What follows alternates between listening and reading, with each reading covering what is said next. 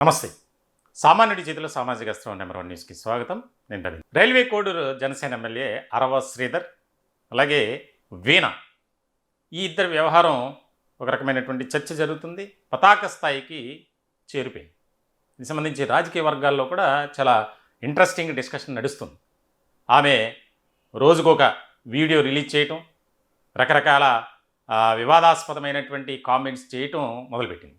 ఇప్పటి వరకు అరవ శ్రీధర్ వ్యవహారానికి సంబంధించి ఆ పరిధిలోనే చేసింది. కానీ ఇప్పుడు తాజాగా ఆమె మరొక ముందడుగు వేసి పవన్ కళ్యాణ్పై తీవ్రమైనటువంటి వ్యాఖ్యలు చేసినటువంటి పరిస్థితి. ఆ వీడియోలో ఆమె చేసినటువంటి కామెంట్స్, పార్టీ అధినేతగా మీరు చేసింది ఏంటి, అన్నీ కూడా ఆధారాలు బయటపెట్టారు. మీ పార్టీ నాయకుడిని మీరు కాపాడుకుంటున్నారే తప్ప ఒక మహిళకు జరిగినటువంటి అన్యాయంగా మీరు చూడట్లేదు. ఇది మీకు తగునా అని ఆమె సూటిగా ప్రశ్న. దీనికి సంబంధించి ఏం చేయాలి అనే దాని మీద జనసేనలో ఒక రకమైనటువంటి చర్చ జరుగుతుంది. ఇప్పటికే జనసేనలో ఒక రకమైనటువంటి విధానం ఉంది.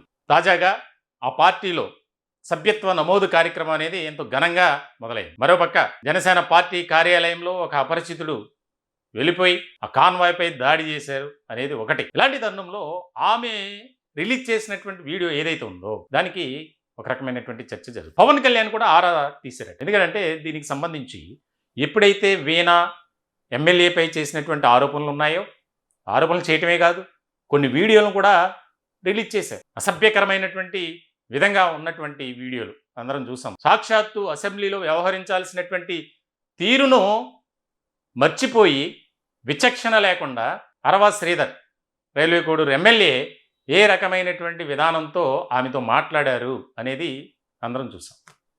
అంటే నేటి యువతరానికి రాజకీయాల్లోకి రావాలనుకునేటువంటి వారికి ఒక రకమైనటువంటి ఆలోచనలో పడ్డారు ఇటువంటి ఘటనల వల్ల. సో ఇలాంటి సందర్భంలో దాదాపుగా నెల గడిచిపోయింది ఈ వ్యవహారం అంతా బయటకు వచ్చి.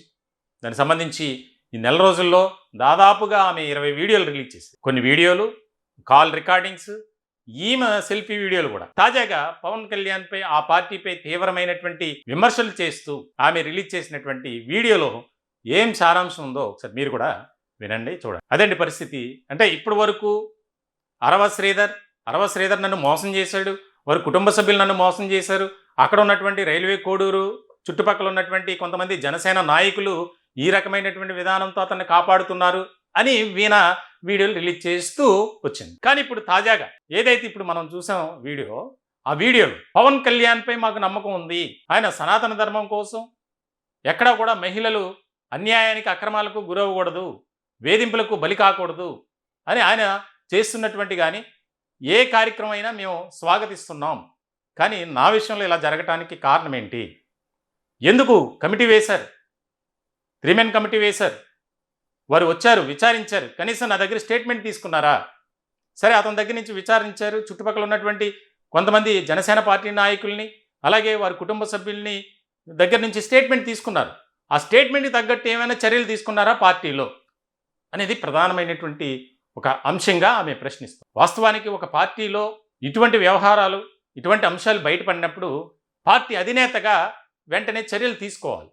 పార్టీ నుంచి సస్పెండ్ చేయటమో లేదంటే అతని నుంచి వివరణ కోరడం చేయాలి. కానీ అదేమీ చేయకుండా ఒక రకమైనటువంటి ఎంక్వైరీ కమిటీ వేసాం, దానికి సంబంధించి వారు ఇచ్చేటువంటి రిపోర్ట్ని బేస్ చేసుకొని మేము చర్యలు తీసుకుంటామని చెప్పి అనడం కూడా ఇక్కడ ఒక రకమైనటువంటి జాప్యానికి కారణమవుతుంది అనేది వీణ వాదన.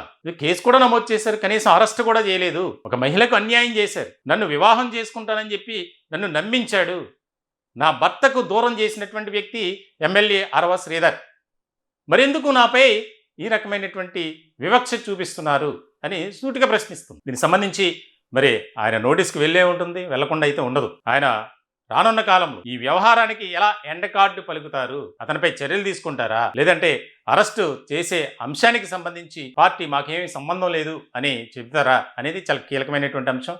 మొత్తానికైతే రాష్ట్ర రాజకీయాల్లో జనసేనలో ఈ రకమైనటువంటి అంశం తెర మీదకి రావడం అనేది ఆ పార్టీలో కూడా ఒక రకమైనటువంటి చర్చ జరుగుతుంది. సాధారణంగా అందరికీ కూడా నేనున్నానని భరోసా ఇచ్చేటువంటి పవన్ కళ్యాణ్ ఈ వ్యవహారంలో ఎందుకు వెనకడుగు వేస్తున్నారు అనే విమర్శలు కూడా రాష్ట్ర రాజకీయ వర్గాల్లోనూ ముఖ్యంగా ఇతర పార్టీల్లో కూడా ఎక్కువగా జరుగుతుంది. ఆ పార్టీలో ఎవరో మాట్లాడుకుంటే ఓకే. కానీ డైరెక్ట్గా ఇక్కడ బాధితురాలిగా ఉన్నటువంటి వీణ ఆమె బయటకు వచ్చి ఇప్పటివరకు చూశాను, మీరు ఎలాంటి చర్యలు తీసుకోలేదు, ఇదేనా మీ పద్ధతి అని ప్రశ్నించడం అనేది కీలకమైనటువంటి అంశం.